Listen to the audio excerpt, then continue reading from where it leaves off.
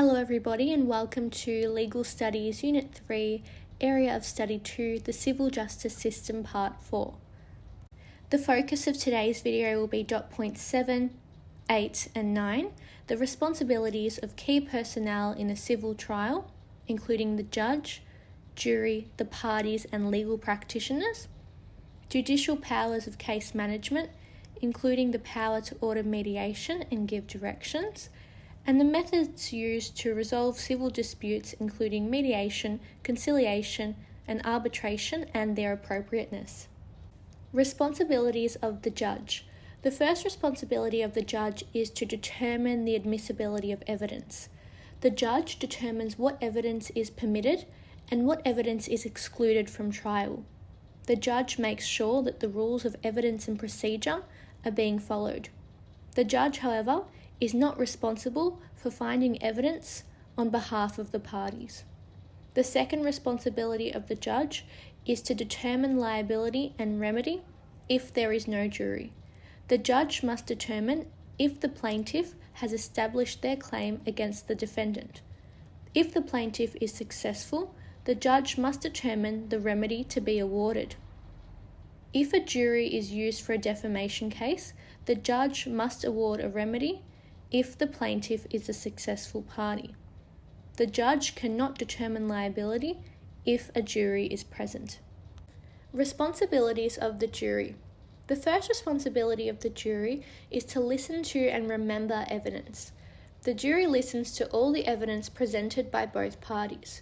The jury attempts to fully understand the evidence given during trial. The jury is encouraged to take notes during the trial. The jury cannot, however, conduct their own investigations. The second responsibility of the jury is to decide on liability and damages. The jury must reach a unanimous verdict based on the evidence presented in court. The jury must determine if the plaintiff has established their case on the balance of probabilities. The jury must determine the amount of damages to be paid to the plaintiff if they are the successful party. The jury, however, cannot make their deliberations public. Responsibilities of the parties. The first responsibility of the parties is to give an opening address.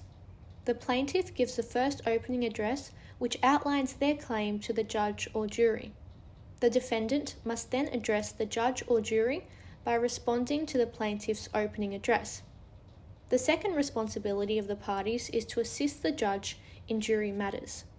First, it needs to be determined if the parties want to have a trial by judge or jury. The parties can assist in impaneling the jury by challenging potential jurors without a reason. The parties, however, cannot challenge unlimited jurors without a reason. The maximum is 3 per party. The responsibilities of legal practitioners. The first responsibility of legal practitioners is to be prepared. Legal practitioners must be prepared to give an opening and closing address. Legal practitioners must be well versed in the documents that are admitted into evidence. The second responsibility of legal practitioners is to comply with their duty to the court. Legal practitioners have a duty to the law and to the court above their duty to their client. Legal practitioners must act ethically and in accordance to the law, even if this means going against the instructions of their client. Legal practitioners cannot mislead the court or twist the facts in any way in order to assist their case. Judicial powers of case management.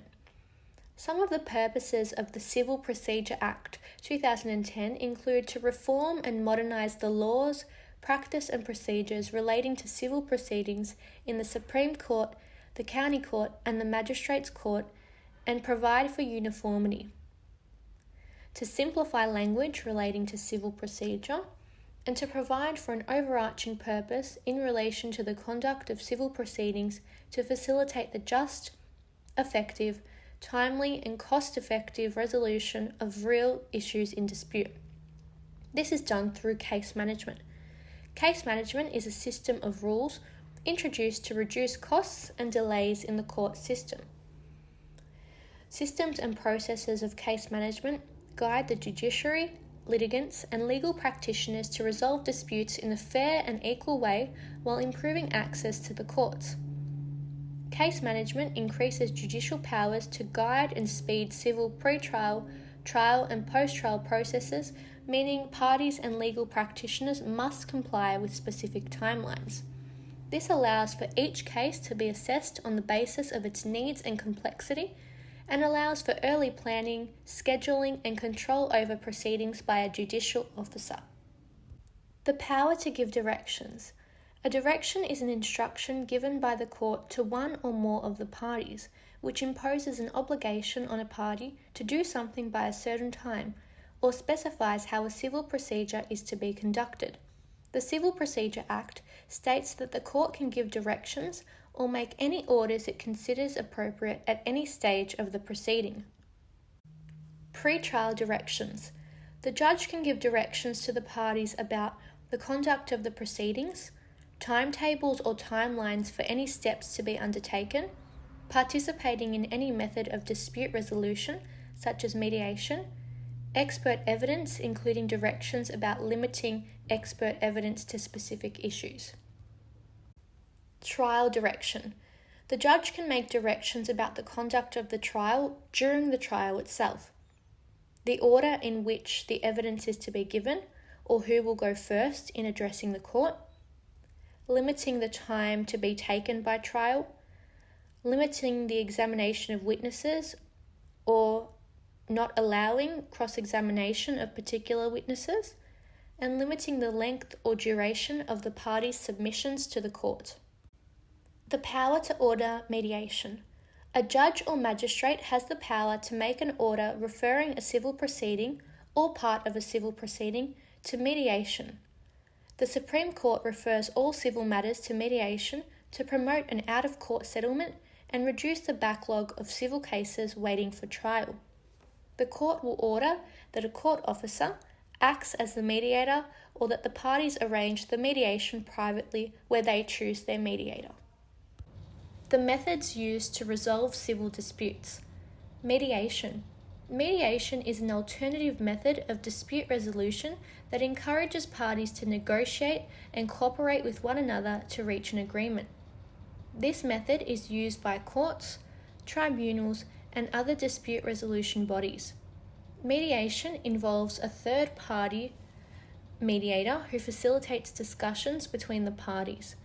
The mediator cannot provide suggestions to parties and cannot make a decision on behalf of the parties. The aim is for the parties to make their own decision that suits their interests. Decisions made during mediation are not automatically binding. Conciliation. Conciliation is a method of dispute resolution whereby an impartial third party, the conciliator, facilitates discussions between parties with the aim of enabling the parties to reach a decision between themselves. The conciliator listens to the facts and evidence presented by both parties. The conciliator has more influence over the outcome than the mediator, and this is because the conciliator can provide suggestions to the parties about how to go about resolving the dispute at hand. The conciliator usually has specialist knowledge in the area in dispute. The decision made by the parties must be incorporated into a court order in order to be binding. Therefore, it is not automatically binding. Arbitration. Arbitration is a method of dispute resolution whereby an impartial third party, the arbitrator, listens to both sides of the dispute before making a binding, enforceable decision to resolve the dispute on behalf of the parties. The arbitration decision is known as an arbitral award. Arbitration can be less formal and more cost-effective than a traditional court hearing or trial, but is more formal than mediation or conciliation. There is greater party control than a court hearing or trial, since parties can agree on how evidence is to be submitted and the time by which steps need to be completed. There is often a limited right to appeal an arbitral award. We will now look at the appropriateness of mediation and conciliation and arbitration. Mediation and conciliation are appropriate when parties wish to foster an ongoing relationship. For example, if the dispute is between family members or neighbours. They are appropriate when parties are prepared to compromise and are willing to stick to any agreement reached. These methods are also appropriate when the parties want privacy and confidentiality when resolving the dispute. These methods are inappropriate where there are emotions that can interfere with the negotiating process.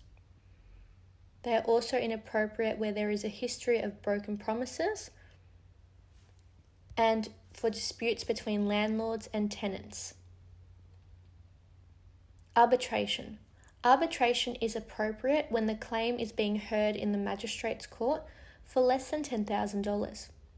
It is also appropriate when the parties want the benefits of a binding and enforceable award made by an independent third party. Arbitration is also appropriate when parties want to avoid the publicity of the courtroom and want a private, confidential resolution of their dispute. Arbitration can be inappropriate when the parties do not agree to arbitrate a dispute. It can also be inappropriate where the parties want greater control over the resolution process and outcome. And also when the parties want to have their day in court and don't want the matter settled privately, arbitration would be inappropriate. That concludes today's video. I hope that your knowledge on dot points 7, 8 and 9 from Unit 3 Area of Study 2 have been consolidated. As always, if you do have any questions, feel free to leave them in the comments below or send me an email. Thank you.